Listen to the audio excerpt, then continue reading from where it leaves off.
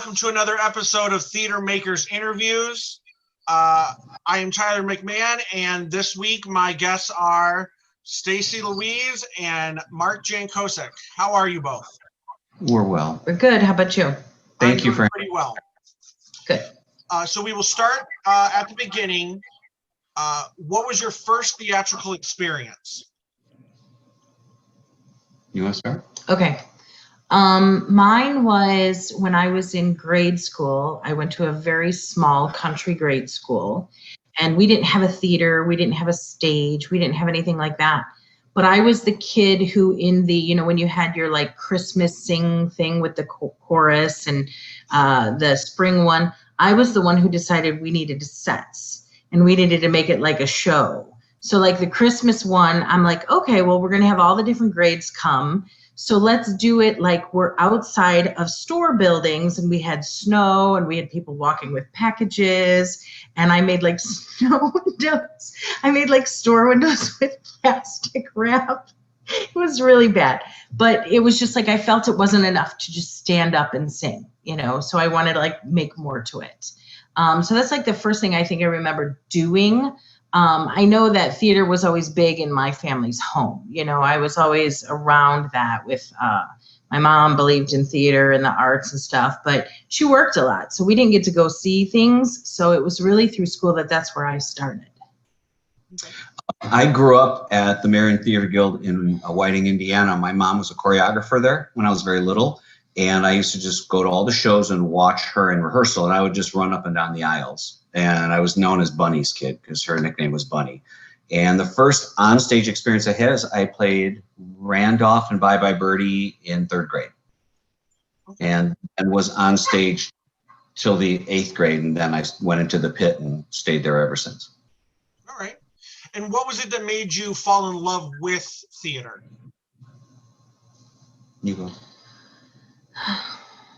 I think the limitlessness of it, if that's a word, that there was no boundaries, there was no what you could afford, where you could go.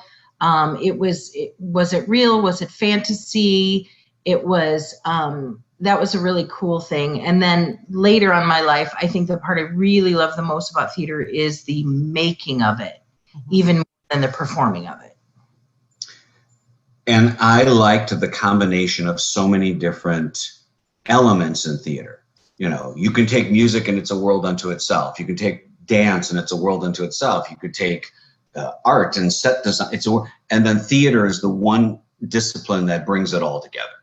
And you can just, if you're inclined that way, you can go to a show that's primarily a dance show and you can enjoy it just on that merit. If you love music, you can go to musicals just for the musical element and the singing and the playing. If you just love straight theater and acting, you can appreciate that part of it, even if it's in a musical format.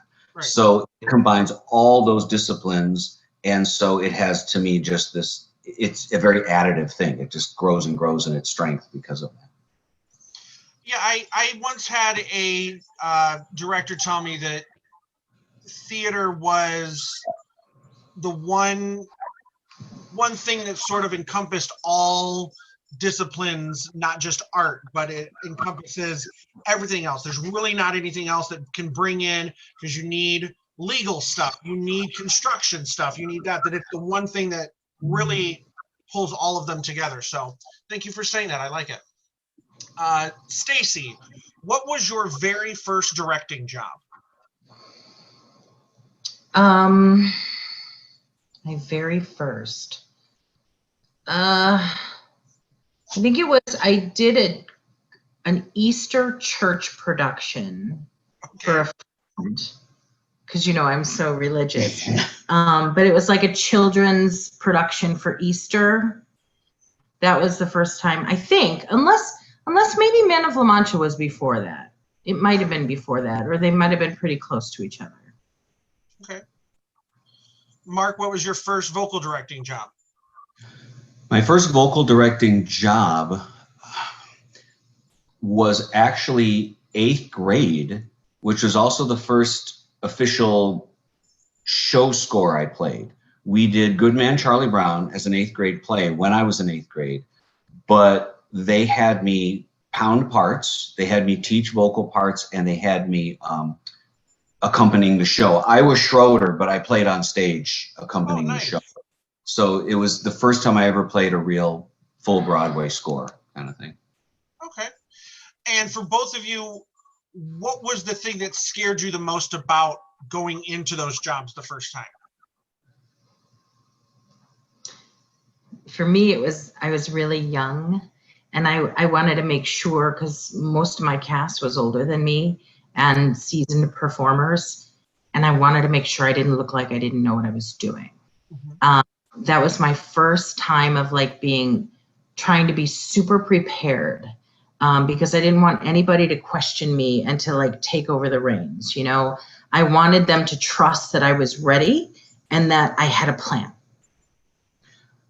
For me, it was the translation of seeing a score and now making sure that people are going to be singing the notes you see in front of you. When you're just up to that point in my life, I would just play for people or accompany people or just play piano for things. But when you move into vocal direction, and I had no vocal teaching experience. I had not had a single class in it. I had not done any college training in choral ed or anything at that point. So to me, it was literally only pounding a note and trying to make sure that person could match that pitch. I mean, that was it. So that was very scary, because now as I'm looking up at my first score, you're seeing vocal parts that are above your accompaniment that you are now aware of are either locking in with people doing it correctly or not. And that is a very intimidating thing, even if you're not singing those notes. You worry about it. It becomes a worrying factor as you're accompanying people. Yeah. You're like, obviously I can see they're struggling, or obviously I can see these harmonies aren't happening, or what, you know. So that was intimidating, even if I wasn't responsible for all of it. And once the show goes, you can't fix it. Right. You know, right. I'm way more nervous as a director than I am on stage, you know, because I feel responsible. And I know at that point I can't do anything, you know. So that's hard. Did either of you get any advice before you stepped into that first time being in charge of those areas? I don't think so. I did. No, nothing. It was just cold. No. What did you learn anything? Oh, go ahead. No, I felt confident playing the piano part because that was my strength. I feel comfortable, and it was a whole new world. Worrying about singers, pounding notes, trying to make sure I'm helping them sing those notes and that we're all staying together. We're not phasing out of time. That was a whole new thing that I had no knowledge, no training of. And what I would later take and study, I didn't realize at that time things I was instructing people to do incorrectly, or that I was just driving blind. I didn't, you know, in terms of vocal direction, I didn't know what I was doing. Yeah, I was just trying to help people get a note. Actually, Emerson Caress told me at that point, he goes, "Get ready to have the baby." And I had no idea what he was talking about, because I hadn't heard that term. Being on stage or directing a show is like being pregnant and having a baby, and it's extremely painful and really, really hard. And then when it's over, you forget about the hard. And I didn't know what he was talking about. And he didn't tell me until after the show. I'm like, what do you mean, get ready to have the baby? So that was his big advice. What did you learn the most from those first times?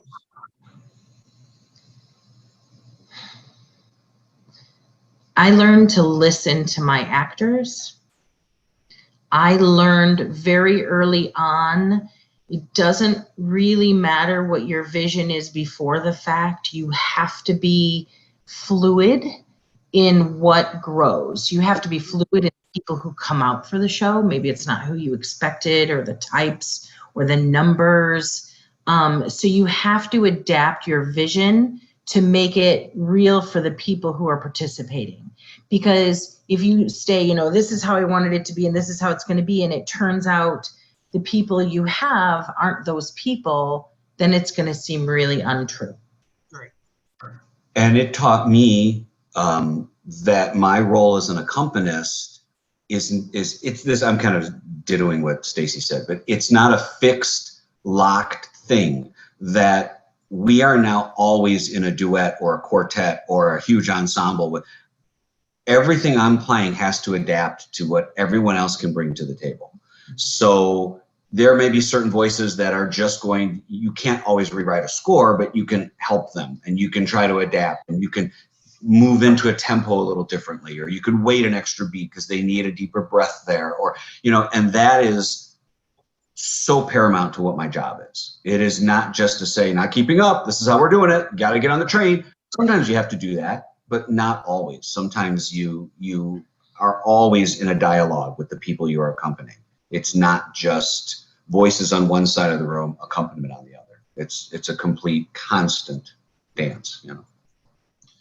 Is there a show that you have directed that you'd love a chance to revisit and maybe do over? I'm very leery of that because either the show was a wonderful experience and I fear it would never be that again. I also feel like, how would I redevelop it and not fall back on those other ideas? There are a few shows I like well enough that maybe if I was a gun for hire and somebody said do this, I'd be like, okay, I'll do that. But given that at this point I just direct mostly for fun, to do something again, I don't know. I think I think that becomes more like re-cleaning the bathroom, you know. I feel the same way. I feel we don't do the number of shows we did when we were younger. So as a result, we pick and choose more carefully. Life's short. We want to really put all our energies into projects that we are very passionately drawn to. There's so many things out there. It's like, do you really need to redo something, you know? Yeah. And I think it's also a testament to other directors' strengths and other group strengths, and that, I mean, there are so many good groups doing great productions now. You go to see, you know, you can see a wonderful Evita in many places. You can see a lot of what we've tried to do over the years is look for those slightly offbeat pieces, not necessarily always weird, but just stuff that isn't given as much, you know, stage time, right? So that we say, wow, I'd love to bring this cool little unique piece to the stage, because it's exciting to me when not a lot of other people are doing it. Right, you know? right. What has been, if there has been the hardest decision that you have had to make for the good of everyone involved in a production?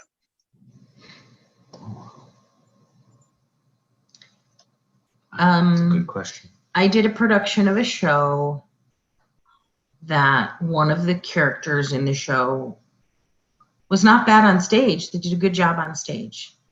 But I think off stage and with the other cast members, they were pretty toxic and they were pretty hurtful.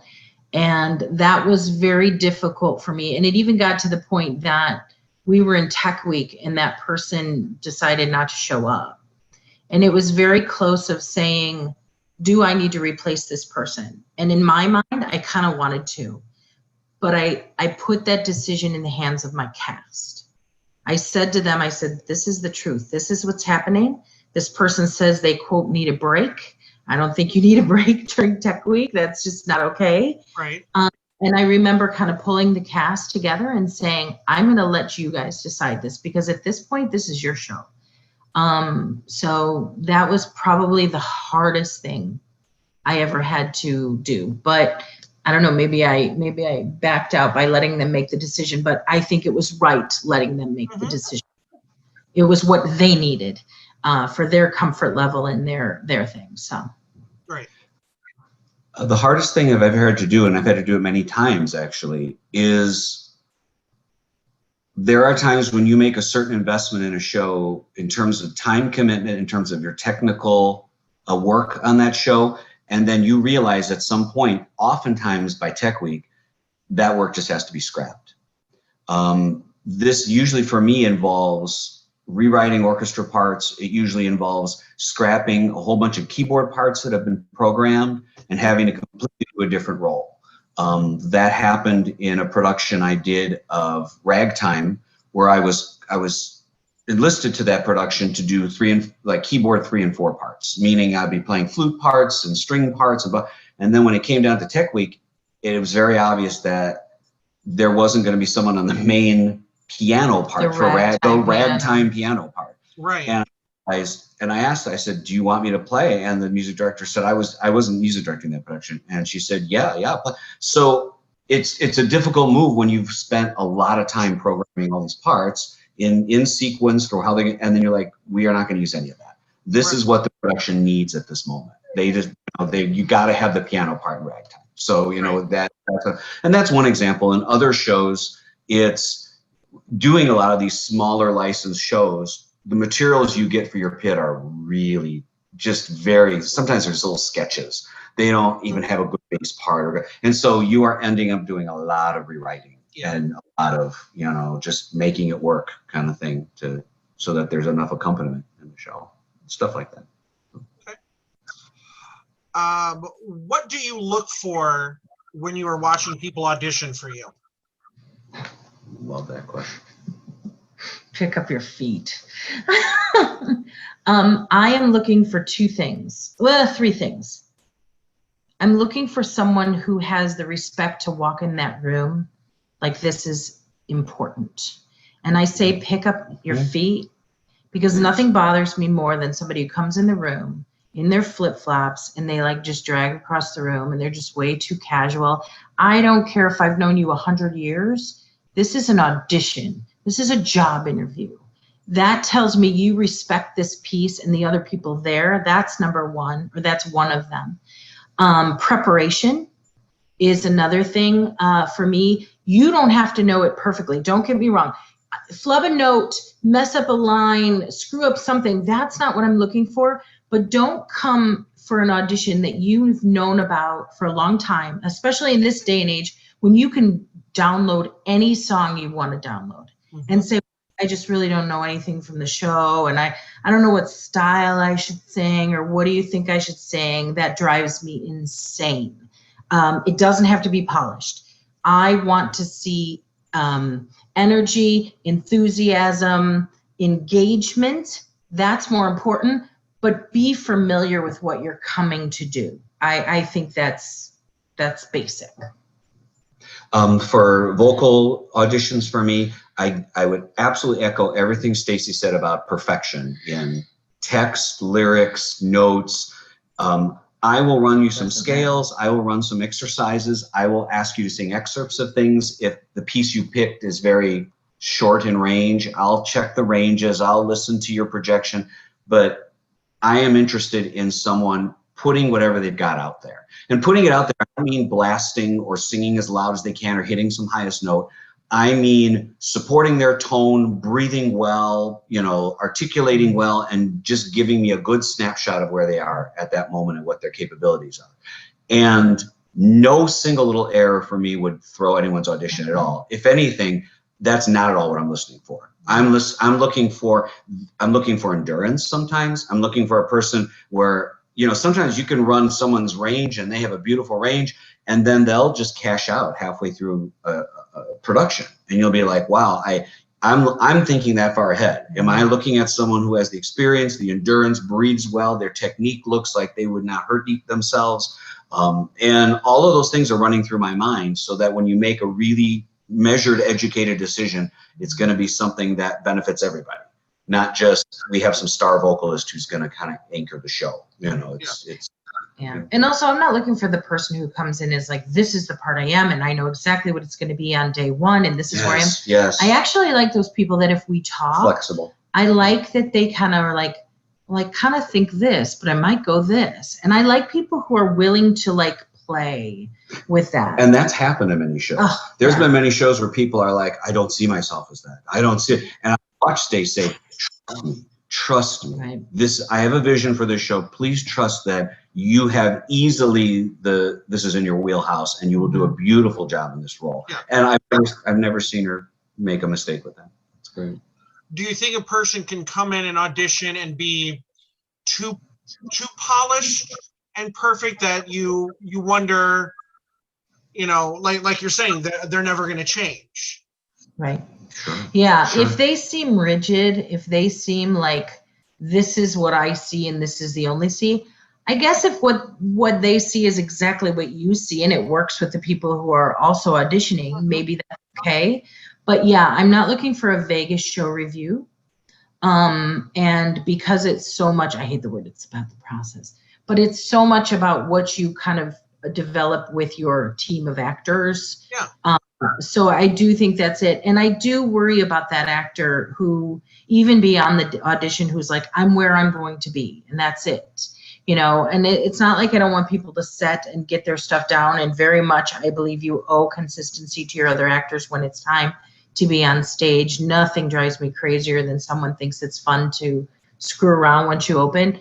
But if you're not always asking and growing, then that loses the realness of the piece. Because in life, you don't decide in 1997 that, well, this is how I'm going to be and this is how I'm going to feel about everything. Right. So yeah, I don't want someone too perfectly polished and unwilling to change. And I might even throw something at them where I like ask them to do something in the audition that I think is completely wrong for the character, but I want to see if they're willing to do it. Right. You know, if they're willing to kind of play, or if that's going to really just throw them off their game completely. On that same note, I know that we're on the same page with this. Kind of on the flip side of that, if someone comes into an audition that for a show we're working and they say, I want this part or nothing, we would never count that against that person. We always say, we kind of appreciate that. That lives a very clear idea. This is what you're looking for. This is why you're here. You're here focusing on this role or these 3 roles, or, and I think that's considerate, because sometimes it's worse when someone's like, oh, I don't know. They really have a fantasy of having this one part, but they're going to just say, well, I don't know. And then later they'll flake out on you because they really just wanted to have the guts to say, I want this or nothing. But now later I'm realizing as the audition process goes on, I'm definitely not going to get it. But we had a wonderful vision for you in this production. It may not have been in your one role, but please let us know that up front, because then we'll say, understandable, you know, it's not necessarily going to cost you a part. And it doesn't make you any more likely or less likely to get the role. It's not like, oh, so-and-so is very confident and they know they want that, therefore their passion is higher than this other person. No, it's not that. It's just the honesty. It's the honesty of planning and kind of getting together what you need for a full production. And I think you can sometimes tell when a person is saying, you know, whether it's a time commitment, they'll make the time for the part they want, or someone who just thinks that they're too good to play other parts than this one. I think that's Absolutely. Yeah, I know that's a thing that used to be a thing that, oh, don't put down you only want specific parts. Some directors get very offended by that or something. And I'm the type of person who goes, I don't know why you put it on there. You know, and I'm not necessarily going to ask why you only want this part, but you can tell typically that person doesn't think they're good enough for, you know, or those other things are beneath them, something like that. Right, so, right. I get that. And men do that sometimes, men especially, because they'll know there's not many guys auditioning, and they'll know I'm really best for this role, but that's not the role I want. So if I say I'll only take this role, they're going to be desperate and they're going to be stuck with it because there were only 3 guys who auditioned for 2 roles. You know, I've seen that happen in people's productions where, okay, I've got to have the bodies and he works in both, even though he's better in that. I think men do that a little more just because they kind of can. Yeah, it's a terrible thing to think, but yeah, I think that's true. And you've not given me ideas.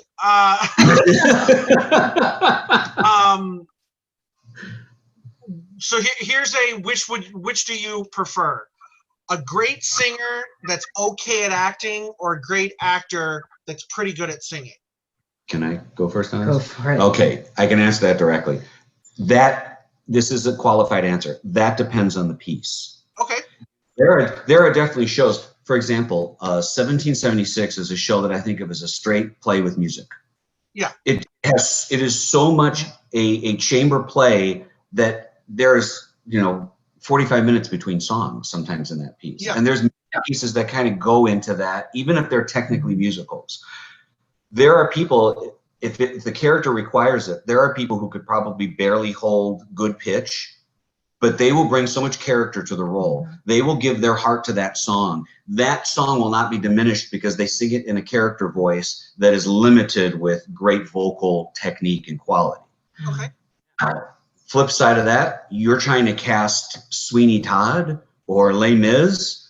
I'm going to be putting a lot more care toward your vocal technique, your vocal endurance, your vocal, quality, your experience, because the piece just demands that. It is so, two steps shy of an opera type scenario. That is something where I would say, wow, that's such an amazing character actor, that they've got so much presence on stage, but that person is just not going to sing Jean Valjean. They're not going to be able to play that. In our planning, before we even audition, we go through every part and say actor first, singer first, actor first. Okay. And we as a production team decide that before anybody walks in the room. Okay. So, yeah. Mark, now you have composed quite a bit of musical pieces over the years. When you're creating your compositions, do you see the music in your head or do you hear it in your ear first? Both. What I do is a lot of times I'll have something that just is annoying me, like melodically in my head. Maybe it's a little something you whistled, maybe it's something you woke up with, maybe it's something you start humming in a car. And so I'll go down, right, I'll just grab a piece of sheet music and I'll pound out that little 2-bar melody. I'll just pound it out. And then that may just sit in a folder for weeks. And then other times you have like a concept of a song. Let's say you have this topic, you want to sing about this, or you just really have this lyric thing you want to express. So then you just write down a straight set of lyrics like you're writing a poem, or you start trying to put notes to the ideas that you have vocally, and you come from a completely different angle. And all of this just goes in a notebook. And then as you start to get ideas to add on to something, it's kind of like knitting a long scarf. You add on to this, you add on to that, all that verse never worked, that bridge didn't work, something didn't work, and you just keep compiling that, always coming at it from different angles. And that way I've never understood anyone, although we all have different processes, I've never understood anyone that says, oh yes, I just write books of lyrics and then I'll put a song to them later. Or I've never understood someone that says, I just write tons of melodies and instrumental music and then I find some words later. Surely you can do it both ways, but I find mixing it up and coming at it from different angles is the best way to keep things fresh. Now you've composed for, I know you composed for a short student film before. And if I'm correct on this, you kind of freestyle composed for a production of, was it Picnic?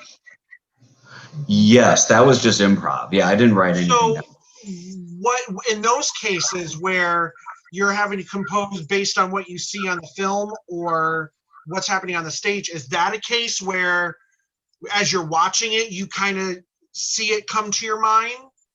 Yes, yes. That's a complete, I would almost compare that kind of music creation to what people used to have to do for silent films in the early 20s and 1910s and 20s, where your job is to create a mood. You are underscoring a mood for that, whatever the aesthetic or artistic point of that scene or that arc is going to be. So, and I guess it gets more difficult now because you're not just doing some melodramatic, I'm going to play scary music because they're the damsels on the tracks. No, you have to make it more subtle than that. You have to decide, is this style appropriate for Picnic? As opposed to like if we were doing something more comical or, that kind of thing. So, I think you just kind of have to be sensitive to the mood of the piece, the demands of the piece, and if the music is truly interacting and supporting what's happening, or if it's starting to get out of whack and it's dominating and it's, it's not matching well. But that's just a feel thing. That's just a feel as you literally messing around on the keyboard. Stacy, a question for you as an actress. What has been your favorite role that you have played? I knew you were going to ask that question, and that's really hard to answer. I like the character things better. So as far as the actual part, I think La Carlotta was a lot of fun in Phantom, not Phantom of the Opera, but Phantom. That part was fun. I think The Witch and Into the Woods was fun, even though the production actually rehearsing it was kind of a nightmare, but it's a great role. So yeah, I'm leaning that way, I think. Okay, great. Of the shows that both of you have worked on, not necessarily together, but of all the ones you've worked on, what show did you find to be the most difficult to put together? Sunday in the Park with George. Okay. Yeah, no doubt. It's a Easy hard No piece. doubt. What made it difficult? First of all, the score is, even by Sondheim standard, it's tough. It's tough. I've played most, I think I've played, no, I didn't. I've never officially played Into the Woods aside from auditions, but I've played most of all the other Sondheim shows. And Sunday in the Park, at least from a piano standpoint, as if you're playing the full conductor score, it is a bear. It is just a lot. And it is, tempos are up, they're very staccato. Just the piano part on Move On alone is, oh my God, I must have practiced Move On for weeks. Just that one song, you know, and still never felt like maybe I was like 7% close on it. Then the actual orchestra for Sunday in the Park is kind of more of a chamber orchestra. It's not huge like Sweeney. It's a lot of very exposed instruments. So if the musicianship of the players isn't perfectly on, you will hear that oboe a little bit out, or you'll hear that, you know, French horn or trumpet missing a part. So it's very exposed, and it's easy to not sound tight with that orchestra. Mm-hmm. And then you just have trying to line that all up on very difficult, thick Sondheim pieces, like putting it together, which go on and on and on and on. And then they suddenly come in and there's 16 people all doing different parts. And we had a lot of panic moments between the cast and I, where we almost had, like, Mark, at this, when I'm getting close to my part, head nod me, look at, you know, give me little sub cues to, you know, try. And so there's that. Then there's the whole visual aspect of the show, and that I would pass over to you. Yeah, I think we had really strong actors in that show. And we had people who really believed in that show, and that was exciting because it's weird. And some people absolutely hate it. But admittedly, and I don't think I'm like selling anybody out, we had some people in that show who singing and certainly musical reading was not their thing. So that was tough. That was tough, but their commitment was always there, which again, in that show, even though the singing was really, really hard and important, committing to that was really good. The technical stuff, that was probably the most beautiful visual show as far as set. The team we had for painting that set. I learned how to stretch canvases. I mean, Mark and I were backstage stretching canvases, and we had painters there, and I can't paint a lick, but they would be there till 12 and 1 in the morning, and I would just stay there with them and watch them and literally hold a fan to dry the layers. So that was like, because there was, and I felt so bad for them, and they said, no, you don't understand. We're finally not making bricks. I mean, as an artist, it was a great experience for them. So that was cool. Moving that and rebuilding that set at Bloom, it was a raked stage, like literally trying to scientifically put it in. That was tough.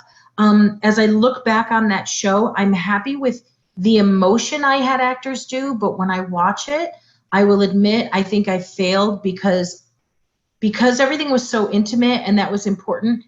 Everyone was too stagnant. I learned from that, saying I had too many people sitting still for too long. Now, I'm not talking about in the painting because that's where they have to, but you know, when George is singing with his mother, and yes, to me, watching it close up, the two of them just beautifully sitting and singing was perfect. But as an audience member at Bloom, it was too removed and they were too still.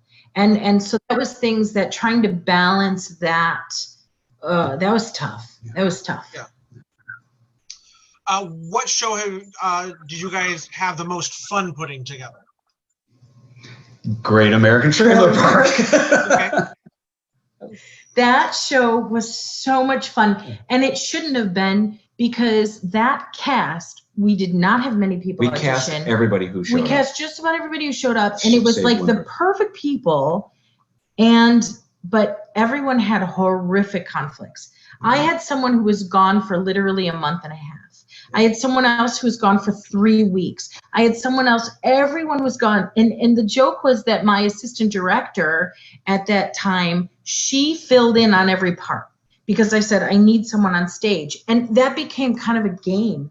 We kind of all got to fill in and be that other character. And that cast never got together until probably Tech Week. Yeah.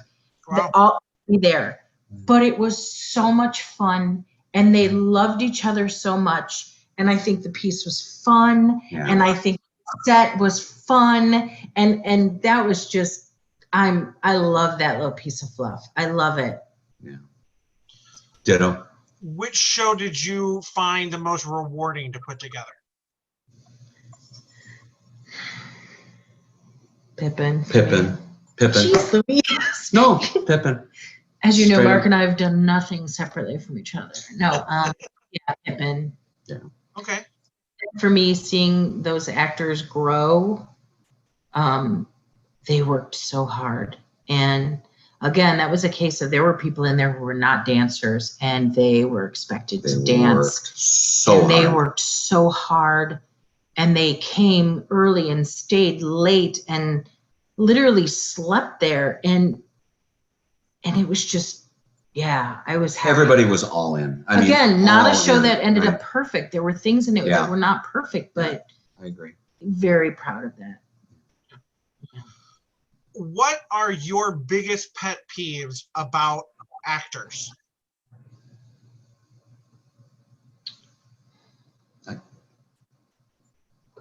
I can only go from a vocal standpoint, but I also watch a lot, even though I'm not directing them, as Stace says. I feel my biggest pet peeve is all in the area of inflexibility. When someone decides this box is me, that's it. You're asking me to do, I've been in shows where we have had uncomfortable meetings with actors who have looked at us and said, that's not me. There's not enough of me on that stage. You're not letting me be me in this show. And we've had to look at these people and say, yes, we understand that. We understand what we're asking you to do is not anywhere in the wheelhouse of what you think your strengths are or what you want to bring to this piece. And sometimes that can be a very uncomfortable conversation to have. But it's not me in the sense of it's not me as an actor being able to put up what I think this part should be. But people who thought there's not enough of me as Stacy or me as Mark on that stage. And our point is there should be none of you as Stacy or Mark. You should be that character. And that's very, it's threatening, it's scary, but that's really the great part of it. I think totally I agree with you with inflexibility is like one of the important things. Lack of preparation and lack of respect of when it's time to work. I know I am not a popular person in the sense that community theater is not about getting together with your friends. Community theater is about getting together to produce the absolute best thing you can, and because of that you make wonderful friends or wonderful family. It's not about the going out afterwards, and I'm fine with going out afterwards. It's not that at all, but it is so much like if you want to hang out and party, then just let's go hang out. Let's go to dinner. Let's hang out at the pool. Let's do whatever. If you want to produce a show, then come and rehearse. Learn your lines. Respect your other actors. Watch what they're doing. That to me it's everything, and that's what makes a show go from fine to great. Agreed. If a show was created about you, who would play the lead? Oh wow! Oh my God! Oh wow! Wow! We'll make this actually more complicated. Stacy, who do you think would play you in a story about you? Oh, see, I could tell you who would play him. I'm going to ask that too. Okay, who would play me? That's really hard because I don't think I'm worthy of a story. God, I don't know. I think I would probably want it to be a nobody. I think I would want it to be somebody who doesn't have a name. I would want somebody who wasn't famous. I don't know why, but I just, yeah. Oh, I need to ask that, Tyler. So is this question meant like someone that would be like Play you famous, as a like a character. famous person playing you, or just someone that we know playing us? Or Whoever. oh wow. If So you say you think it should be an unknown person, that's fine. You know, okay. if you think you know, this famous person could probably do it, okay. I have a thought on Stacy, and I'll share that in a second. Only because of I think this is who that they look similar. They look similar. Tread lightly, sir. Well, we'll see if you've ever gotten this before, and it's not an insult. I think it's. I like this person very much. So. Yeah, I think for Mark, I would have to be somebody who's a good actor, but who's also funny and who's also very kind. I think, and looks like him, obviously. I think Richard Dreyfuss would be a good Mark. Okay, I can see that. Yeah. And I think he works very hard at his craft, and I think he's funny, and I think he doesn't take himself too seriously. So I would see that for you. Did you ever see The Competition with him and Amy Irving? He does piano the whole thing. Oh, there you go. He's in a competition. Oh boy. Am I supposed to say now what I think? Or who do you think would play you? Or who would you like to see play you? Who do I think I would like to see play me? Oh, forgive me. Please forgive me. Matt Lungaro. I would like to see Matt Lungaro play me. I think he would be Matt Lungaro play me too. I think he would be awesome. Okay. Okay. Who do you think could do Stacy? Who do I think would play you so well? Yeah. Who do I think would play you so well?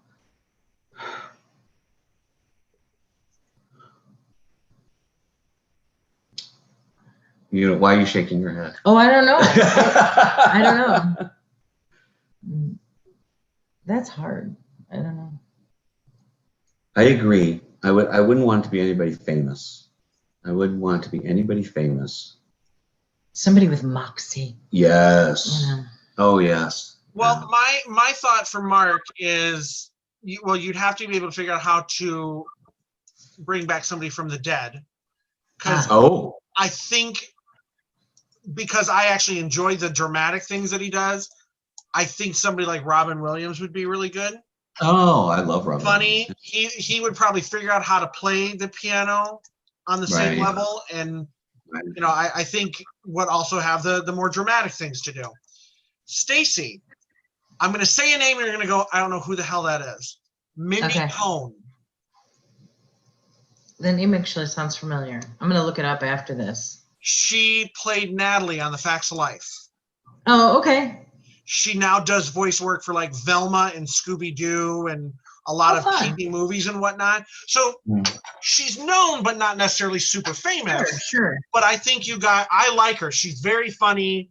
She's got what you would say is moxie. I like her. I think that would be a good choice. And I think you guys look alike. So. Okay. Sounds good. Did you think it was going to be a lot worse? I thought it was going to be way older. I thought it was going to be. Okay. Well, this is going out to the public. I don't want everybody to think I'm a jerk. There you go. You know you want to play me. You want to play me. You know it. Well, no one says that I haven't. That's true. We went out a lot after Rent that you guys never came. So there you go. And I didn't have facial hair then.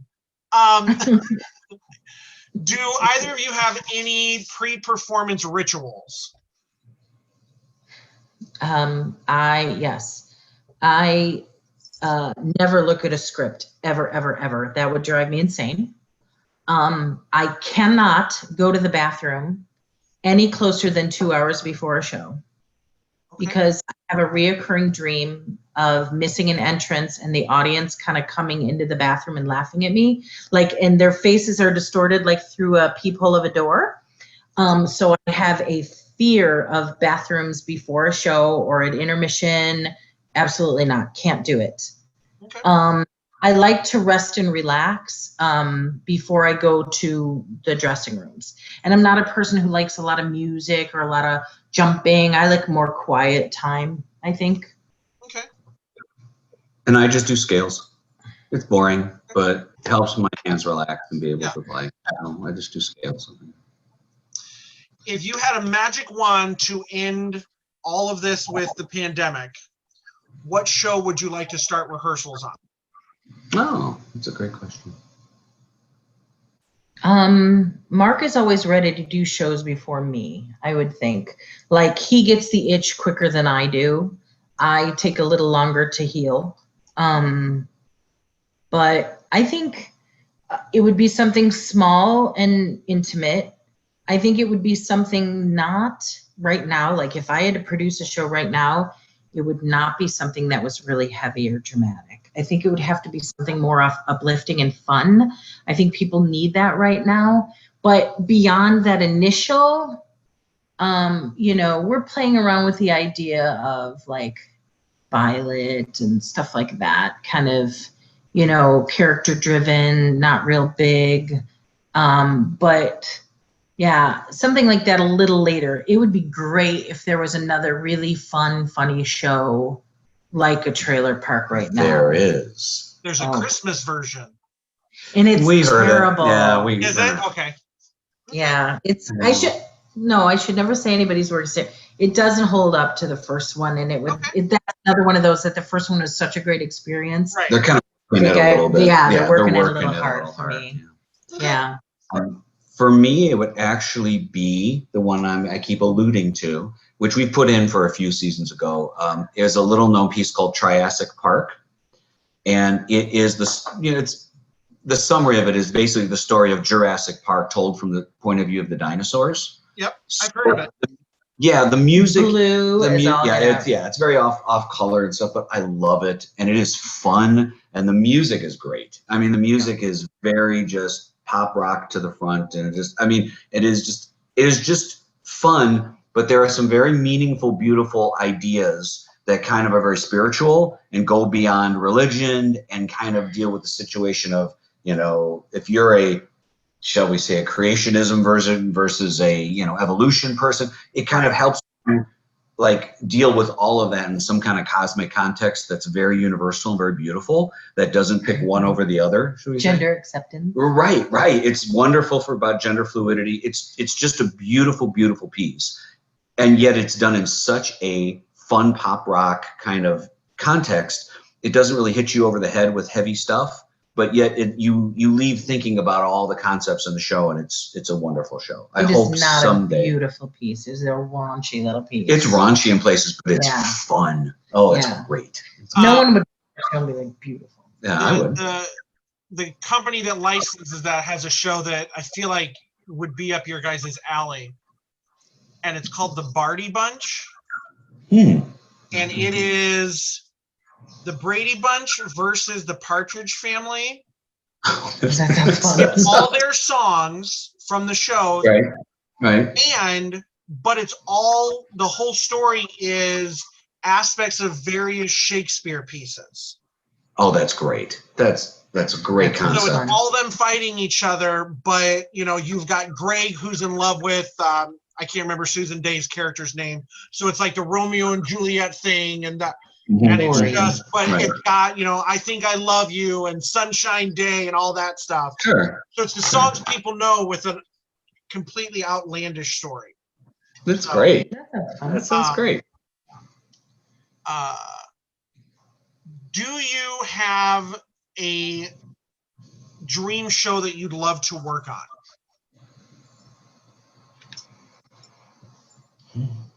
To be in or to direct, produce? Well, for you, both. For Mark, since he doesn't really act, it would just be working on musically.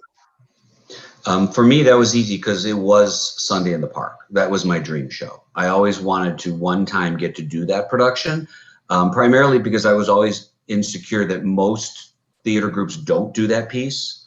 If you look at all the licensed Sondheim, you'll see a huge list of Sweeney's and a huge list of Into the Woodses, and almost no one does that. And so it was not only one of my most just beloved musicals, but I wanted to be a part of technically doing that piece.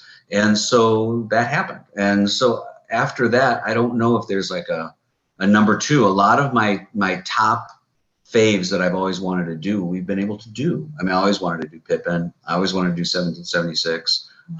There was, you know, I'm very, very thankful that so many that I've always wanted to do, we've been able to be a part of or get to do.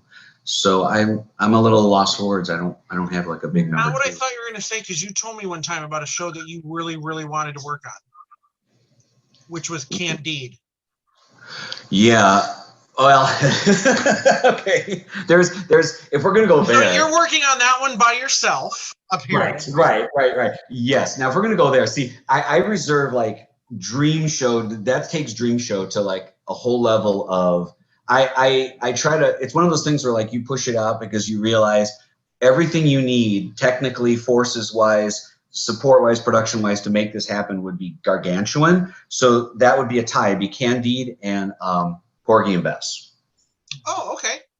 I want to do both of those, but I realize that may be a very unrealistic expectation in our lives. Technically, right. Yeah. Right. I think Candide is one of those shows that people are not physically made anymore to do those shows. Right. Like literally, I believe people's voices were higher. I think as evolution people can't has move happened, their hips like in the 60s. That's right. People cannot dance like they could dance in the 60s. There's just certain things I believe that are different. But Candide is like, it's too much. It's too much. Stephen Sondheim agrees with me. He thinks Candide is a better score than West Side Story. Well, you know, I've known you for quite a number of years now, Stacy, and your opinions on some things I have to disagree with. That's fine. From I mean, it's okay that you're wrong. Being wrong is okay. From shows to cake, I can't agree with you on everything. That's right. That's so right. What dream shows would you want? Do you want to work on? To be in, but I think it will probably never happen because I don't think the right theaters do this. And again, I don't think they have the chops and the people to do it. I would love to play Mrs. Lovett at some point in my life.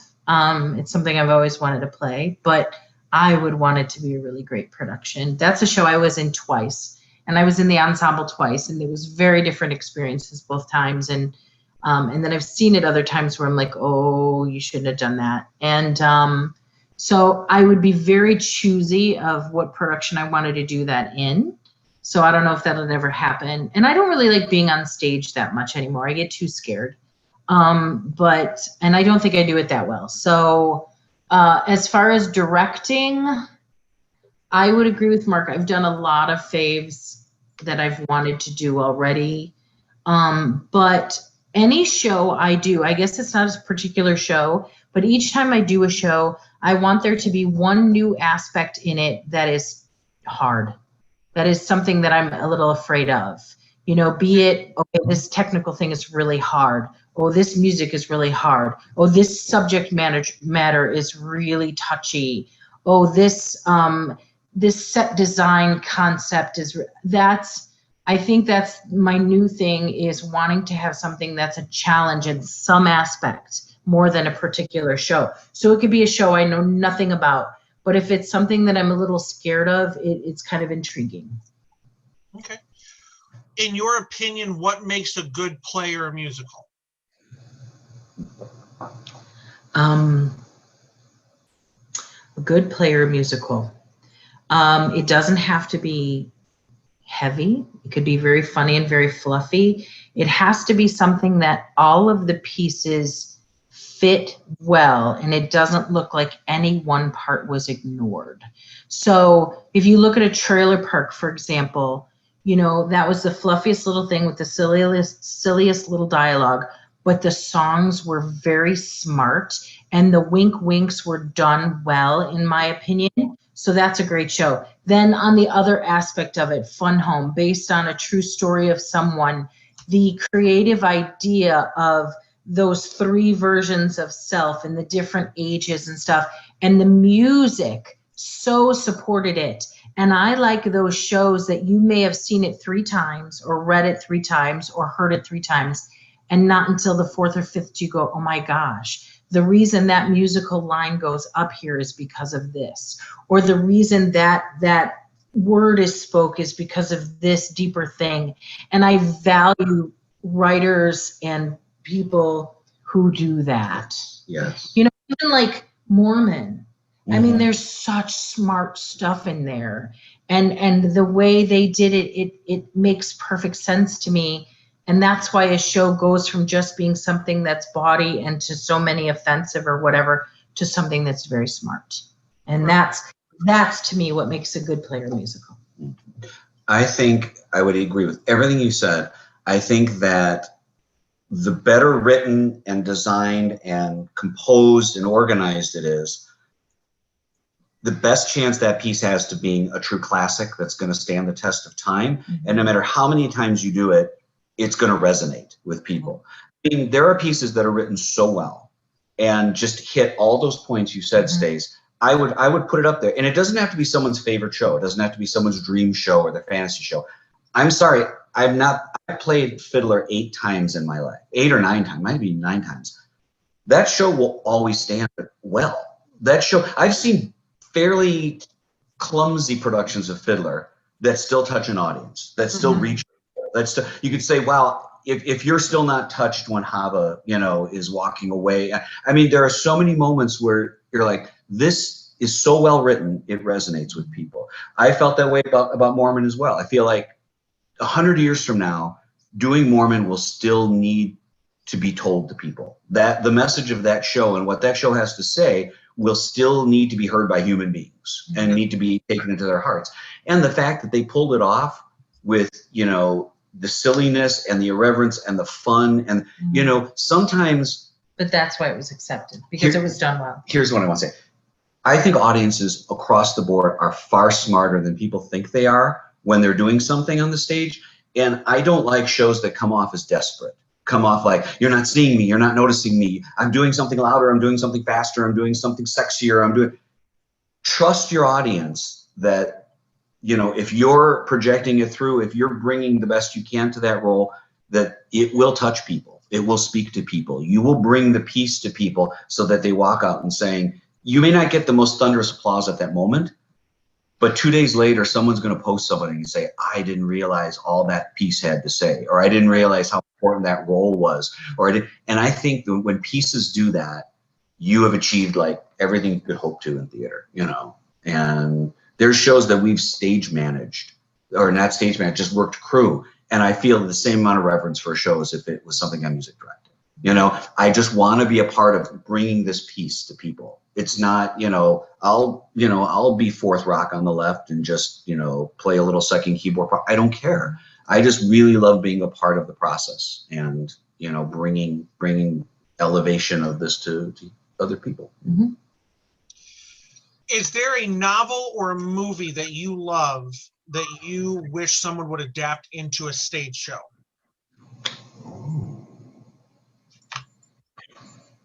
I think there are some that got turned into it that I'm like, oh, that makes perfect sense. Like, I'm surprised it took so long for Newsies to go on to become a musical. From years ago, there you go, cringing here. But when I was a younger person, I thought that movie would translate great. Did it translate perfectly? I don't know about that, but I think it worked as a stage production. I think the concept of, you know, Moulin Rouge turning into a live production works, but are those great works of art? No. I don't know. Is there like a stage version of The Little Prince? Yes. No. Yeah. I don't know. No, I think there's like small ones that are written that haven't ever become like famous. But like, I think something like that would be really great, and it would be so fun to have it be beautifully illustrated, almost like a book, and almost like, so doing it kind of more ethereal or something, that would be really cool. Yeah, I think you can license that one that had Bob Fosse in it, the movie of The Little Prince. Oh, right. He played. Yeah, and that girl that played Annie. I think you can license that, but it's just not a very popular. Yeah, and that's just a very, to me, that's kind of a dated trip, that version. I think that's a little bit, you know, it's a little like, that is very much from a time, I think. So, yeah. I think the idea of like children's stories or like, you know, like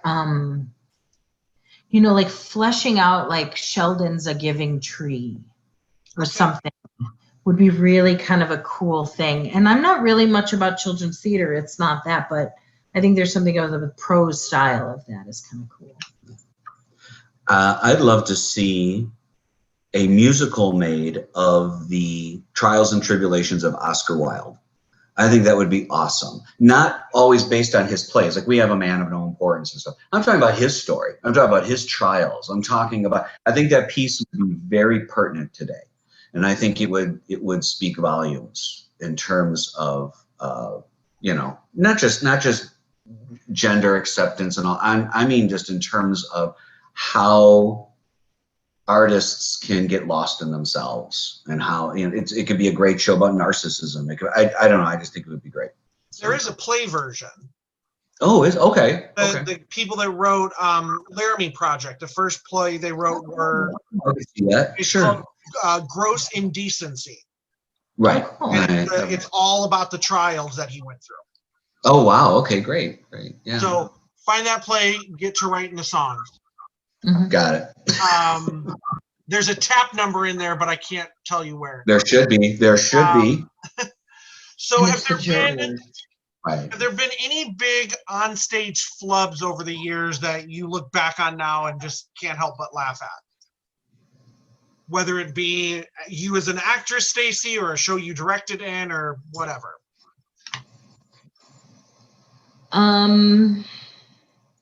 Well, I think during the opening night of Rent, when Mark, who is as blind as a bat, and you being in that show might remember how we kind of had the orchestra, the band caged in and all the garbage and stuff. When I was up being obsessive in the seats, in the way back seats of the drama room, and Mark, as we know, conducts with his head, and his glasses fell off right in the first 8 measures.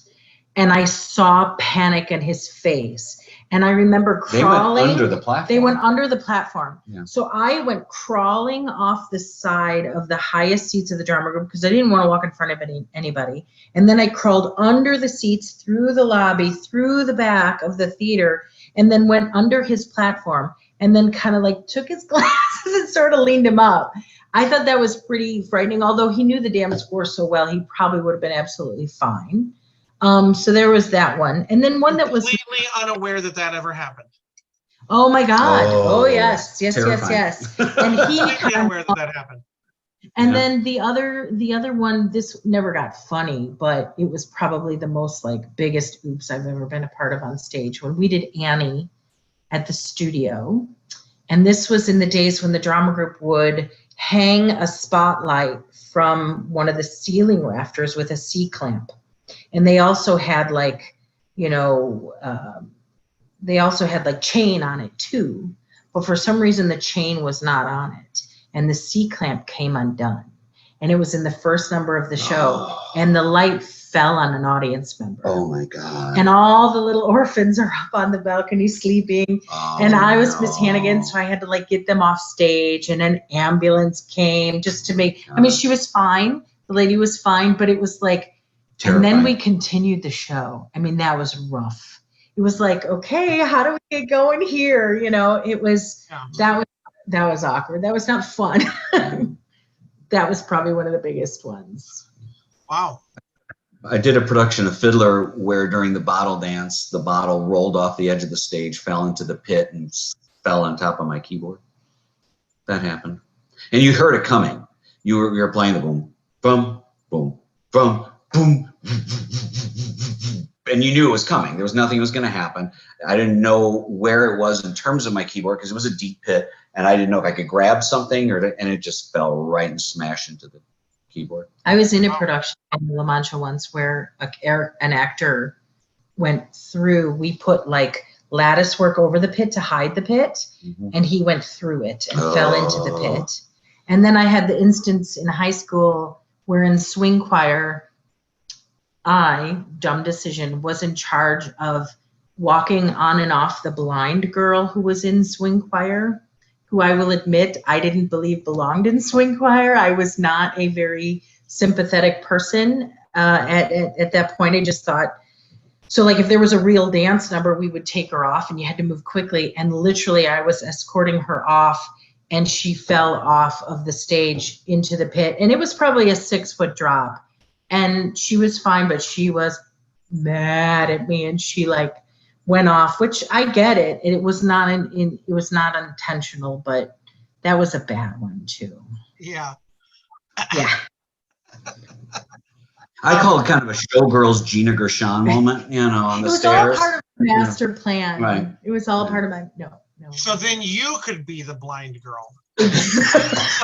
You understand. And then people get to lead you around. You don't have to do anything anymore. That's right. That's You right. just get away with stuff. You just get to be Yeah, like, it's sorry, okay. I'm blind. Right, Oh my exactly. God. Exactly. I do that all the time with being gay.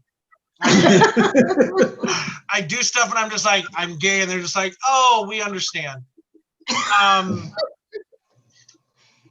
Anyway, what do you think are some of the most important lessons that theater teaches?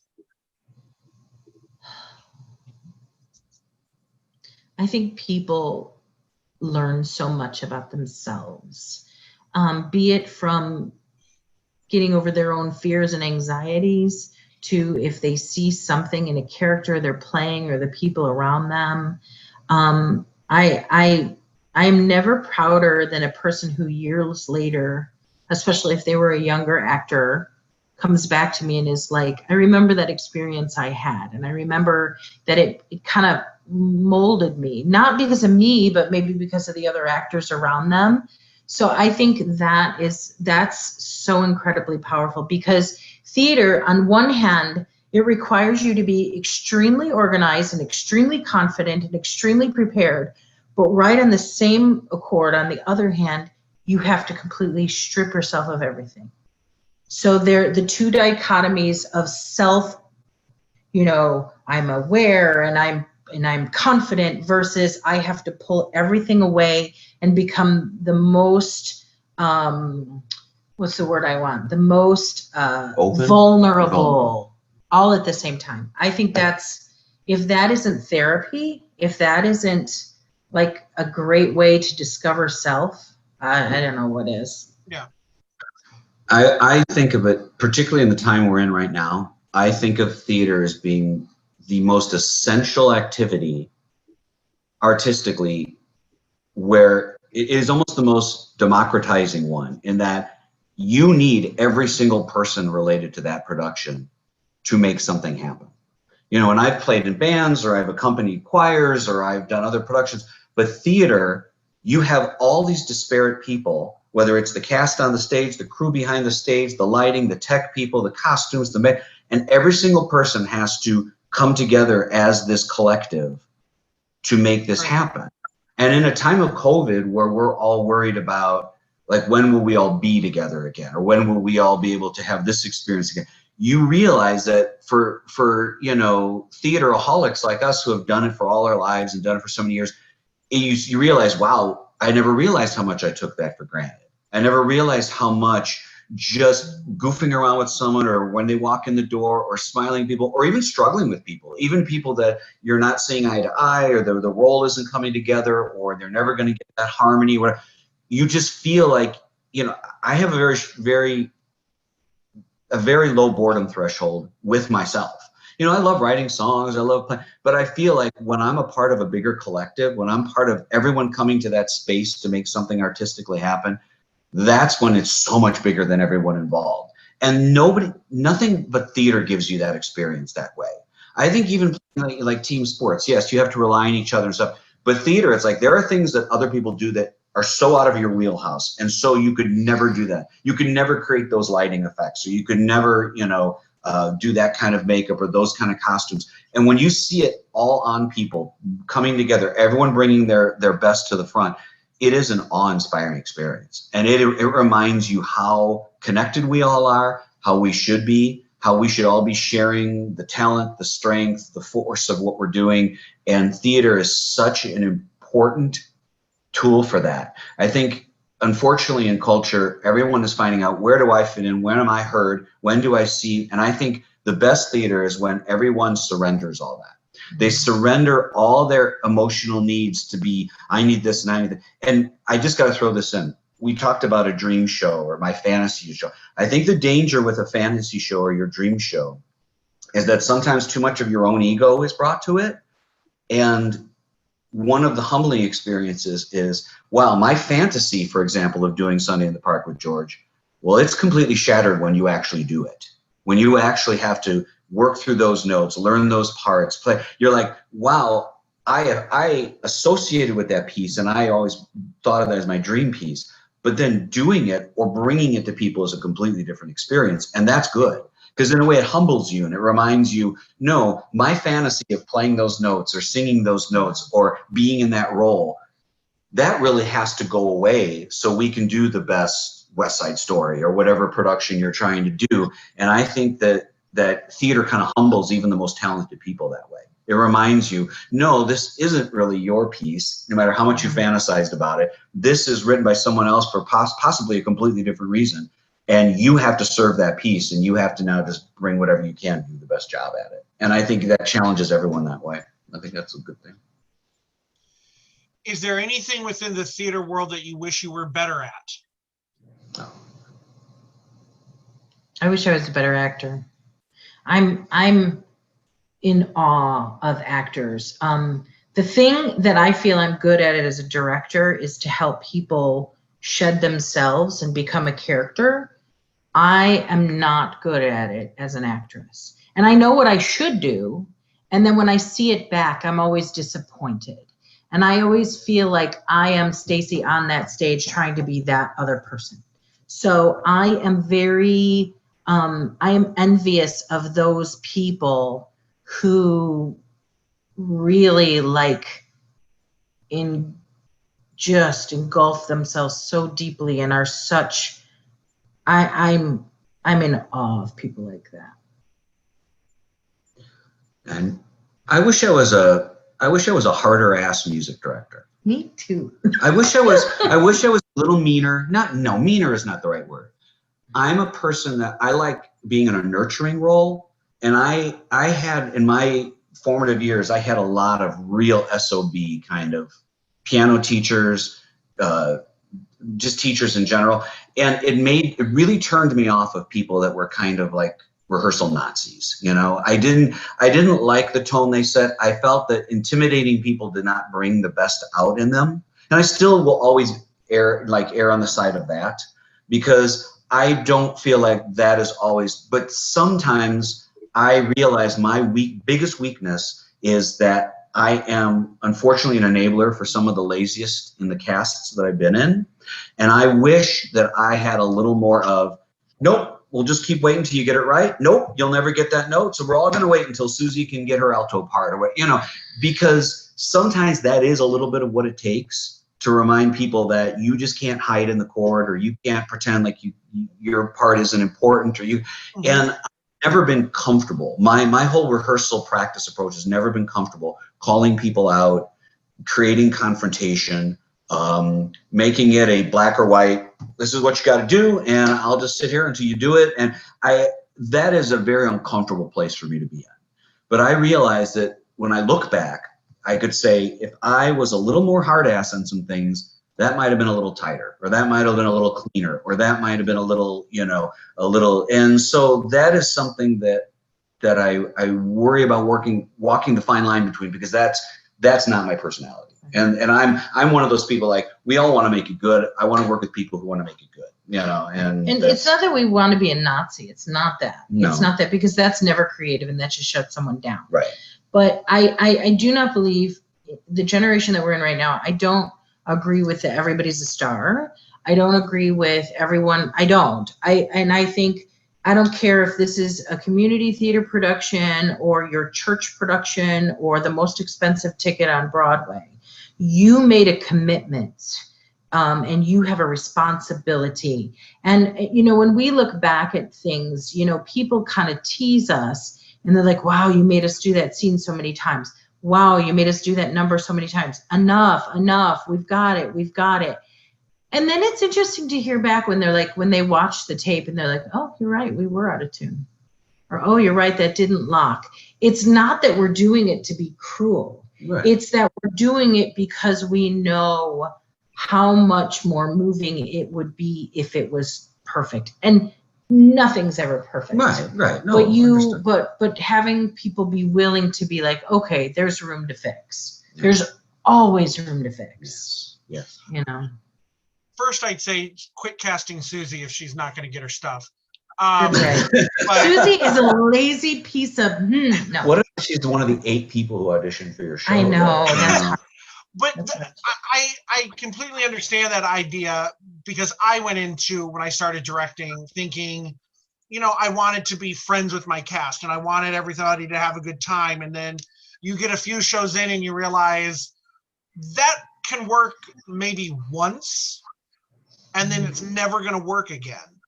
And I think the thing I would say, not that I'm trying to give you advice, Mark, but I would say is it's not so much about being a hard ass. It's about learning how to talk to different actors in a different way. Yes. Because I know that I can talk to this person this way and I can talk to this person this way. I know I can go and talk face to face with this actor and they'll go, okay, and they'll pull their stuff together. And I know this actor I've either got to send an email to or I've got to send a text message to, because they're not going to respond in face to face like that. Right. And I would give an example of last summer working on Footloose. Our Rusty, you know, I knew there was more for her to bring out, and I just kept saying, I know it's there. You've got to let go, you know, and trying to be very nurturing about it. And on the flip side, the guy who played Willard, who I have cast in a few shows, and I think he's a very talented young actor, they did Mama Says one night, and as unbiased as I tried to be, having played that part, I said, I'm going to be very blunt with you four on stage. This is the funniest song in the show, and this was the worst thing I saw tonight. Yeah. This was not funny in the least bit. I don't know what you need to do. And I was just very blunt. And the next night, they all did things they'd never done before because they didn't want to get that note in front of everybody again. Right. And all of a sudden, he started singing in a way he had never sung before and threw the accent in. And I was just like, well, who knew that all I had to do was tell you how much you sucked one night during a rehearsal. Right. And he just said, point blank, I didn't want to be that person. I didn't want to be that person that everybody goes, yeah, that was terrible. Right. And I'd rather find out about it now than performances come along and it's like everybody's going, this was really not that great for a funny, a funny part. He wasn't funny. Right. I didn't know I could talk to him like that, but I just didn't know what other way to say it. But now I'm like, now I know how to talk to him. I just point blank and be blunt with him and say that was not it, So maybe that's it, because I appreciate the way that you've worked with me as a vocal director. Thank you. Thanks. And mainly because you have been, I'll say, I don't remember what show it was, and it might not even be a show that you were a full part of, but I remember something, I could not figure out where the entrance was in something. And I remember going to you and saying, I need you to talk to me like I'm stupid and tell me, how do I find my entrance? And you said, okay, you hear this section, you're going to hear that 3 times. And right after the 3rd time, start singing, you'll never miss it. And I never missed it again. Because in my mind, I was just so worried about everything else. And I couldn't find that entrance. You're looking for that little, musical motif right there. You'll hear that 3 times and you're good. Other people wouldn't do that, so you don't have to be a hard ass all the time, just to certain people. And that list of people is as follows. But you know what? You bring up a really good point in that last question about how much, especially in the world of community theater or volunteer theater, I would say more importantly, how much is I'm doing this for the social aspect, I'm doing this for friends, I'm doing this because, and then how much is, no, if I'm going to like not hang out and be on my couch, I want to do something of quality. Or I know that we've chosen to work with people who have a considerable amount of talent that can bring something out of themselves that is higher than what even they thought was capable. And for my easygoing nature, I'm definitely in the second camp. I definitely, you know, I feel like if we're going to do something, we know we're always going to do it full out. We always want it to be as well done as we can bring to the table, as well as work with people who always want to do that. And so I think that's always where my heart is. You know, my heart is always that I want it to be the best we can do it. And then there is a time when you realize this person is giving all they can give, and they're just not going to get to where you wished they would. And then you have to create a detour, and you have to change things. And that's part of changing your vision. You know, when I directed LaMancha, my first show ever, I wanted, you know, 12 muleteers that were all 6'4" and strapping, muscular, and I didn't get that. And there was nothing I could have done to make them be that. It would have been ridiculous. So I had to play them differently. I had to play some of them as squirrely, kind of conniving thieves and stuff like that, because you know that's not what it's going to be. And when you cast someone and it gets to the point where this note is just not there, you have to decide, okay, are we going to make this a character choice? Are we going to pull it back? Are we going to change the note? I mean, you know, you have to know, and you cannot beat that person up. That's never effective. Agreed. And if what you're trying to do to get someone to be at this level causes them to just shrink away, then you are counterproductive completely. Agreed. Totally. Yeah. Do you desire to be known for what you do or who you are, and why? That's easy. Yeah. It's who I am. Because who I am also reflects in what I do. Because I always try and live as truthful to myself as I can. But people are limited on what they do due to luck, circumstance, money, time. Sometimes you're limited on what you do on things that are completely out of your control. But who you are is who you are. And knowing who you are is so important, and is so it's so freeing. As you age, the great thing about aging, my mother told me the day you turn 50, you won't give a shit about what anybody thinks. And she said, and that's the best time of your life. And I think there is something about that of, it's not that you don't care, it's not that, and it's not that you're callous, and it's not that you become narcissistic. It's that you accept that you're giving yourself honestly, and this is who you are, and that's it, you know. If I could say a qualified answer, I would say a little bit of both, actually. And I'll tell you why. I agree with Stacy that who you are is most important. I think today, in general, especially in the arts, there is not enough cultural focus on what you do and how you do it. Okay. And I'll give an example. You know, there is, going on TV right now, there is most recent RuPaul is about his Vegas review, and how they're bringing, you know, this Vegas show, you know, with the drag queens to Vegas through RuPaul's, you know, his name, his brand. And if you watch that reality show, you will see about 30 seconds of any rehearsal time or anybody doing something on a stage. And then the majority of it will be the story of who feels sad, who feels betrayed, and there's been a billion musical theater reality shows like that, you know, the next Elle Woods, it's all about the soap opera of how someone feels, where their mind is at that moment, where their heart is. And I would watch hours and hours of someone with a great music director saying, don't do it like that. Take it like this. We need to run this about 16 more times. We need to show, because as important as who you are, people also need to know, what can you do? What can you do? And are you always in yourself wanting to intermingle who you are with what you do? Right. And I think that's kind of, this may sound weird, but that's kind of the boring part. That's the part that doesn't make good television. It doesn't make, you know, when you're running, when we were doing Beauty and the Beast and they were running the cups, the whole Gaston number a billion times, that's just boring, pounding the notes and blah. But if you don't invest in that boring part, you can't exceptional. You'll never lock that chord. You'll never do the, what is it, the letter in Sweeney, and you'll never blow people away. It's like you have to push through the boring stuff. And there's times when, check it at the door needs to be the most important motto of the day. No matter if you're upset or you feel sad or you broke up with someone or you have this. And I think that too much we're reinforced that, oh no, feed that feeling, feed however, because that's who you are. If right now you feel threatened, if right now, and sometimes people who can push through that find themselves either a different person on the other side of it or creating a level of art that's like, whoa, I mean, we just saw a recent documentary about Judy Garland and Sid Luft, her second husband. And I think it's called Judy and Sid. I believe it was on Showtime.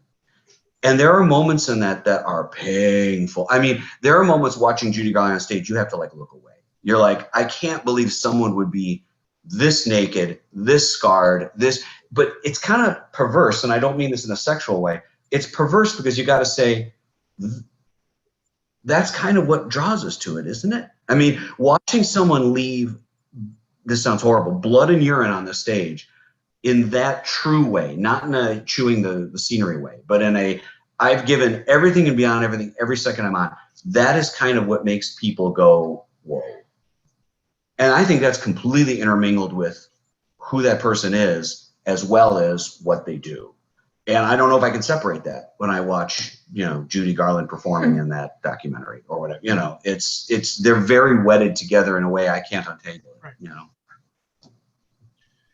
I will have to find that documentary, Judy and Sid, because I've only seen the sequel, Sid and Nancy. So they're close. They're really movie. Similar, but that is a good movie. That's a great movie. Yeah. That should be a musical. That should be a musical. Okay. All right, so we will finish with a quick questionnaire that was modified from the one created by Bernard Pivot. What is your favorite musical? Pippin. Pippin. What is your least favorite musical? I have a couple. Anything Goes never needs to be produced again. Wicked makes me gag. It hurts my ears. And Sound of Music, I just don't care. God, a worst musical. I don't know. I really, there's most musical. Yeah, well. You don't like romantic dreck. I don't like romantic dreck. I don't like any musical that beats you over the head with this message and doesn't trust that the audience is smart enough to get something a little deeper, even if it's fluffy, light, something. I think there's two approaches to theater. One is, deal with the whole world, even if it's a tap number every two things. And the other people are like, I want an escape. And I don't think either one is the right or wrong answer, but I don't enjoy escape things. So I'm not a big Singing in the Rain as a musical. Love the film. I'm not a big Me and My Gal guy. I don't need the escape. And I just, so anything that would be in that category is something that I'll be like, okay, I'll go see it and I'll also, I won't, I do not like The King and I. I do not like The King and I. Sorry, not a fan. Okay. That'd be it. What is your favorite word? Oh, Jesus. Word, single word.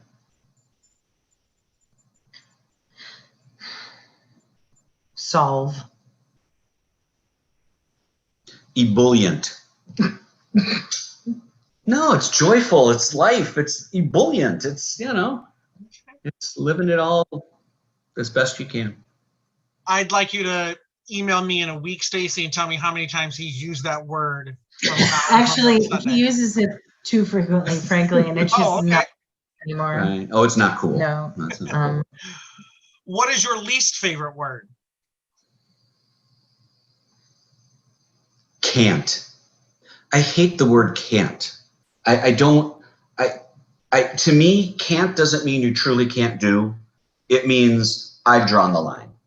I understand if someone says, I have a physical limitation. I can't do American Ninja Warrior. I'm not talking about that part. I feel that that word is too quickly put to the front to say, yeah, I'm out.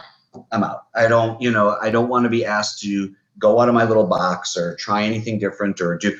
It's just easier to say, yeah, that's not me.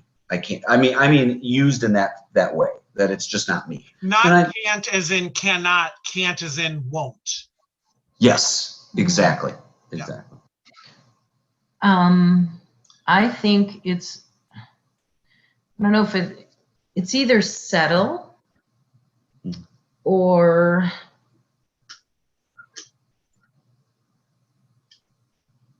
I forgot. But settle's the worst. Yeah, That's a settle is terrible not word. good. Settle is not good. I don't like nice either. I don't like nice. Tell me what you think and dig deeper on what you think about something. And don't just make something nice. Yeah. Those two words are kind of like, meh. I thought for sure you were going to say that word that he said was his favorite.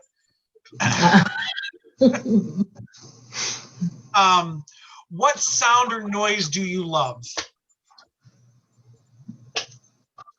Oh, Don't you go? I don't know. Well, there's two. I like when Stacy says "eep" because I think that is really the cutest thing. And then on a musical level, I love the sound, and I don't mean this in like a kind of patronizing, sarcastic, kitschy way. I love the sound of a vaudeville siren whistle, the kind that goes when you hit it. You often hear it in old like soft shoe vaudeville type whistles. I love that percussion instrument. I could hear that in every song in the world. I love a siren whistle. They're just going. That's the best. That might make The King and I better. Oh, put it in everything. Put it in everything. Every time they bow, it's like. Yeah. Oh my God. Mel Brooks would love that. That would be a very whole Mel March of the Siamese Children is just that over and over. Yes. And Mark in the front row going, yeah. That would be great. It would be great. I mean, I guess this is probably boring and everybody says this, but true unadulterated laughter, like just big old belly laughs, like that's just, and to the point where you can't stop and then you stop and it starts again. That's pretty awesome. I have to say that's pretty awesome. What sound or noise do you hate? Easy. Go. A baby crying. I can't handle it. And not because like, make that baby stop. It's not that. I get anxious and I hate that feeling of like not knowing how to stop that. People always say like, why don't you want babies or anything? Give me to them when they're 2. If you can at least point, I'm good, But like oh my God, the sound of a baby crying upsets me so much. I hate the sound of silence when people can't talk. When people like when everything is shut down, say it's at the end of an argument or say it's in the middle of some impasse, whether it be a show or at work or between people as friends or relationship. When people just shut down, that to me is the worst. I know that's kind of ironic, but it's the worst sound or lack of thereof in the world. I hate that. Like purposeful silence, not just it happens. Purposeful silence that is done to like, my silence means we don't talk. It means this is over. It means we can't, there's no avenue out of this. Silence could be one of my favorite sounds. Oh, sure. I mean, silence is great. I wish more people were silent. I think we need to be more silent sometimes. But I know exactly what you mean. And here's that list of those people that need to be silent. What profession, and we will include your day jobs, vocal director, actress, director, as all encompassing, what profession other than your own would you like to attempt?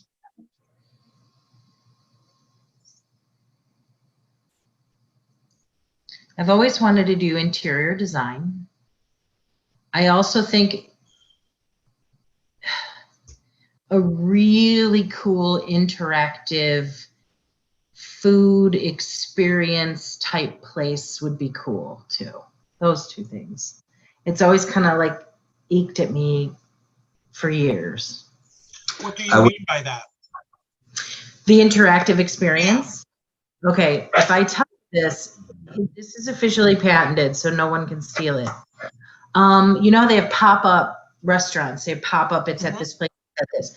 I don't want to have a pop-up place. I want it to be in the same, you know, that you use just a warehouse or something. And it pops up in the sense that either seasonally or holiday or weather related or nostalgic related, that you change the atmosphere and the food and stuff changes. So, you know, when it's freezing cold in winter and we're feeling really old and alone, you know, having a thing where there's a bunch of big TVs, like the old ones that sat on the floor, and you come in your pajamas and you sit on couches and you watch cartoons and eat cereal, like that could be one time of year. And then other times it could be related to a movie or a show or a time period or the 20s or this. Xanadu. And then Xanadu. Right. You know, like totally change the theme and atmosphere of the room, because I think so much now people rely on their phone, and because we don't do much anymore, and I think it would be a huge hit, because I think people would it would be photographable so well. Oh, sure. Because you're buying an experience and you're buying nostalgia of things we've given up from time, or it's not cool, or it's Like not vinyl coming practical. back. I think that would be so cool. So cool. I have always wanted to throw a fundraiser that was called you just call it something like an adult game night sort of thing, but you pay a certain amount of money, you come in, and there are blown up versions of kids games. Yes. Like a blown up version of Great. Candyland and Hi Ho Cherry-O, and if you win, you get a ticket and there's raffle baskets, so there's a point to win. But then the food is 2 liters of soda and chips and pizza slices and just stuff that adults don't normally like. It's almost like a sleepover, but this big Pixie stick. Yes. Yep. All that Totally. stuff. Would love to do something like that. Always wanted to. Great. As far as your restaurant idea, what would you call it so I can steal it? Right. See, that's the thing. And I'm usually very good about names. I don't know what I would call that. Maybe it would be called nostalgia, but the fear of that is everybody would think it was always old fashioned, because sometimes the theme could be about space. So it could be anything. So I don't know, or maybe it would just be like pretend time or playtime, or I don't know what that name would be. I have other great names. I also feel that we should do a I want to run a movie catering service. Wait for and it. It should be called Cecil Brings the Meals. I mean, if that's not perfect, I don't know. This interview's over. I'm hitting the off button right now. Sorry. You know it's right. No, that's genuinely funny. Yes. There is a restaurant in Chicago, because the guy that owns it was on a cooking competition show on Netflix as a judge. I'm pretty sure it's him. The restaurant is only open for 9 or 10 months out of the year. The other 3 months, the restaurant completely closes down. He goes off on a 3-month vacation and completely writes a new menu. So when they come back, nothing is from the previous months. But not kind of the same thing. He changes it up, and he sits at his home and creates these new meals, makes this new menu. So you can go there every, July, and it's a new menu. You won't have had the previous. So. Yeah, and I think that keeps the whole idea so fresh. I mean, you never have to worry about going there and it getting old. Maybe for 1 month in the spring, it's French provincial, like bistro looks and servers shop. And I think it would be so cool. Mark? I'm doing it. Goodbye. Oh, mine's kind of going to sound a little boring. I would love to teach world cinema and film. I would love to teach film appreciation. And I know that's kind of saturated. There's a lot of schools and there's a lot of programs and that kind of thing. But I just love it so much. Yours would be better. Mine would be better. Yes, thank you. Mine would be better. Is there a profession that you would not like to do? Accountant. Oh, yeah. That would just be the worst. Yeah, anything with numbers and adding and There's Being a a there's a too. Yeah. there's a great video online where this woman says that whenever she doesn't want to talk to someone or whatever, she doesn't want to explain her job because she's got a very complicated job, and someone asks her, what do you do for a living? She goes, I tell them I'm an accountant. No one asks me a question after that. That's awesome. As an That's awesome. accountant, there's never a follow-up question. That's great. So, I'm sorry, what did you say, Stacy? Because I didn't hear what you had said. Yeah, I mean, like, I think being like a roofer would kind of suck, you know, Yeah. like, I mean, Okay. it's hot and it's dangerous and it's like physical and it's like, I don't know. But yet, for people who love it, but I think a roofer is the kind of thing you do that makes you know, okay, I need to get my act together and like, you know, figure something out. But something like that would be kind of rough, you know? That's Yeah. work with the And I capital think being a teacher would be, although I kind of like it on some sense, I would feel so responsible and it would be so hard to every day stay fresh. That's a lot of pressure. Mm-hmm. Our final question. If an afterlife, yeah, right. If That an was great. afterlife Yeah. exists, what would you like to hear when you get there?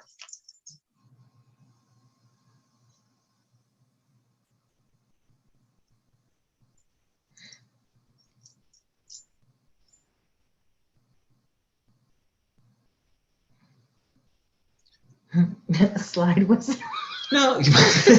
Sorry. No. No. That becomes a No. cheap joke then. That's so bad. It's going to be the last question. It's going to be like we don't know what to say. We don't have anything profound to say. Yeah. It doesn't have to be anything profound. All I could say is that I think it's important that if there is an afterlife,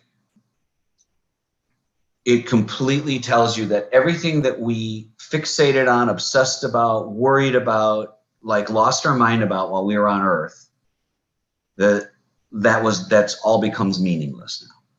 And that everything at this point on is just peace and joy, and the things that connected human beings to each other, be that the arts, be that just laughter with each other, as Stace was talking about, be that, you know, just loving to walk through time together, those things are the things that will continue and that will exist. And those things, and no other part of the rest of it that you had to like fight through and struggle through, and you know, there's no hate, there's no anger, everything is just the good things will continue now.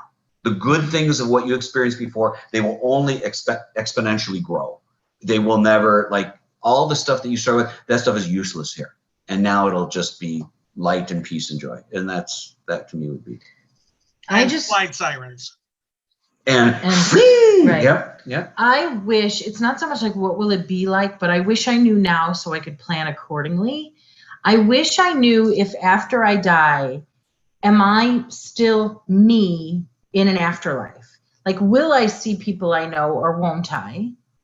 Because there's some people I'm like, yes, I totally want to see them. And some people I'm like, I'm good, you know. But like, am I going to be me, or am I just going to be an energy, or am I going to come to Earth as like, you know, a beetle or a plant or some other thing? I wish I just knew that. That's something that I kind of obsess about because it would help me plan. It would help me plan for like how I should handle right now versus then. Right. You How do you were the only two that dissected such an easy question. That's a hard question. Didn't come anywhere even close to answering it. That's true. That's true. What was the question again? It was if an afterlife. The original question is, if heaven exists, what would you like to hear when you get to the pearly gates? Oh, hear. Oh, I'm sorry, I didn't answer it correctly. Whistle. No, I'm not. No. I want to hear. And what do you want to hear when you get to the pearly gates? Essentially. Good answer. Oh, very easy. I want to hear the late quartets of Beethoven, the late string quartets of Beethoven, and I want to see him hearing it because he wrote them all when he was stone deaf.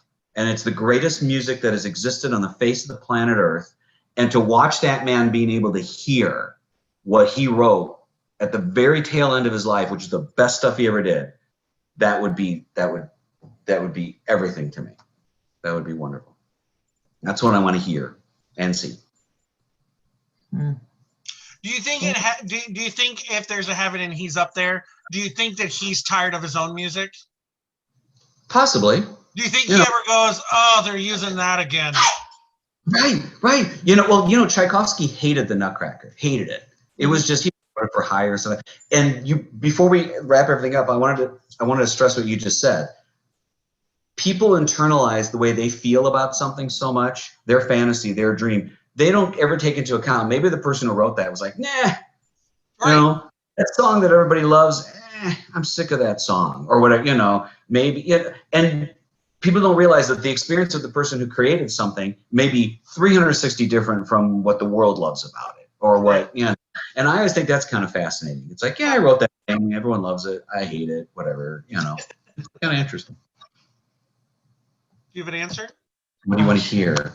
What do I want to hear? I think I want to hear music or sound that's like perfectly in tune, because I really struggle with things that are out of tune, and not because like I'm perfect pitch. It's nothing like that, but it's just, I think it almost lines your body up a little bit, because, it's like sound that we don't even know here. Yeah. Kind of that kind of cool sound that like makes you feel a certain way, or like it makes you warm, or it flushes in, and it's perfectly attuned in a way that human ears don't hear. I want to watch Stacy's mom give her a gift when she gets to heaven, and then tell her, I stole this. That's what I want to. That's what I want to hear. My mother was still for fun. Yeah. Her mom used to lift things from places. We can say that now because she has moved on. My mom was a cork, but okay. All right. Well, I thank you both for joining me. I hope that you enjoyed telling some stories and reliving some moments of your past theater life. And this is great fun. This was very nice. Thank you. I thank everybody again for watching this week. I hope you also enjoyed what Mark and Stacy had to say. And everybody stay safe out there. Here. You too. Yeah. Thanks, Tyler. Thank you, Tyler. Thank you so much for everything. Bye-bye.